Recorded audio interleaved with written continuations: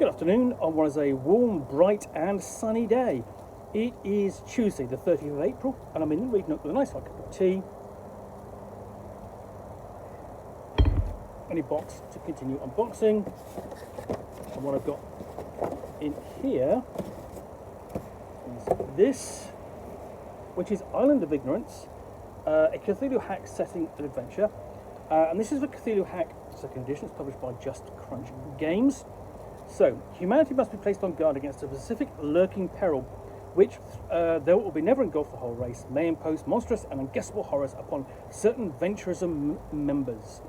The circumstances of the English settlement of Terra Australis in 1788 are as unique as they are ghastly. What nobody considered was the potential for catastrophe and the forces that had slept in that isolated continent for untold aeons. A historical backdrop and setting designed for a one-off or campaign play with Cthulhu Hack, including a brief history, key personalities, character options, and an adventure. So, Cthulhu Hack, certainly the second edition, is essentially derived from the Black Hack, which is an old-school Renaissance-style role-playing game. Okay, just Cthulhu Hack, and the second edition is more streamlined along the lines of the D-Sanction, which was Just Crunch's game of Tudor era horror investigation. So let's start off with the introduction.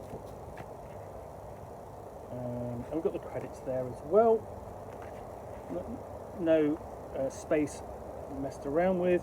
And here we have essentially discussion of history versus fiction, field world versus mythos. But why the penal colony of Terra Australis? Well, why not? It's an interesting setting.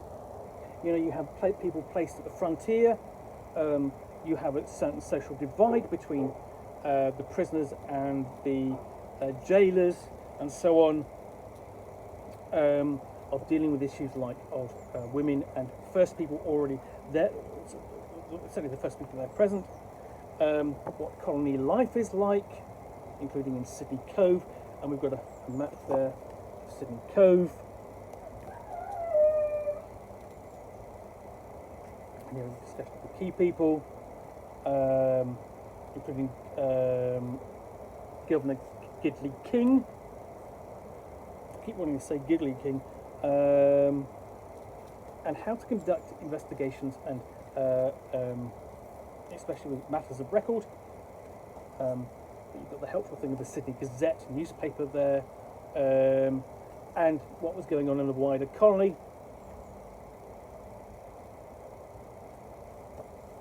and what daily life was like.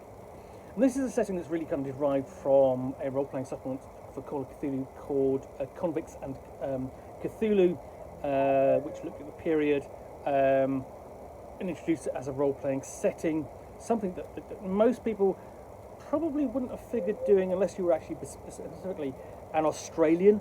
To be fair, there already was a supplement dealing with Australia, but that was primarily in the 20s, which was Terra Australis from Cosium, and of course you have the Australia chapter for the Master of Nyarlathotep campaign. So then we have Age of the Mythos. Essentially, what were the forces of the entities of the Mythos active in the Australian continent, including the Great Race and the Elder Things and the Yuggothi, Serpent People, and so on. So, and you know, their activities continue to this day, or at least evidence can be found of them. And then we have a guide on how to create characters for the setting, suitable characters, what they might possess. Okay, and then possible, you know, including variability, because obviously, you know, the colony of Terra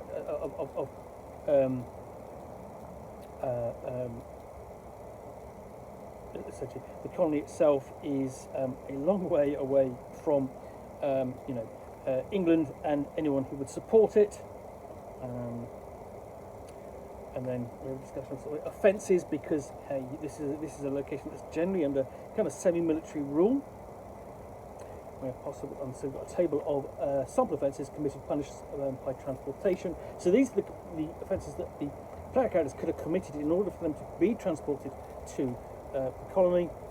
And here we have a breakdown of all the a description of the different creatures that can be found there. So bowl, loathsome vermin, possible strange qualities of other creatures, parasitic blooms, degenerate serpent people, uncanny menagerie. We've got advice on running the game, and then we have including elements to bring it to life. So smells, sights, touch, sounds. So bring it to life, because this is an area which we can only imagine. This will help with that imagining. And then long ships and short fuses is the included adventure, which includes basically presents the dilemma, task at hand, and and before we get into the deep background for the game master, and getting out to the region and what can be found there before encountering the truth and how to deal with it.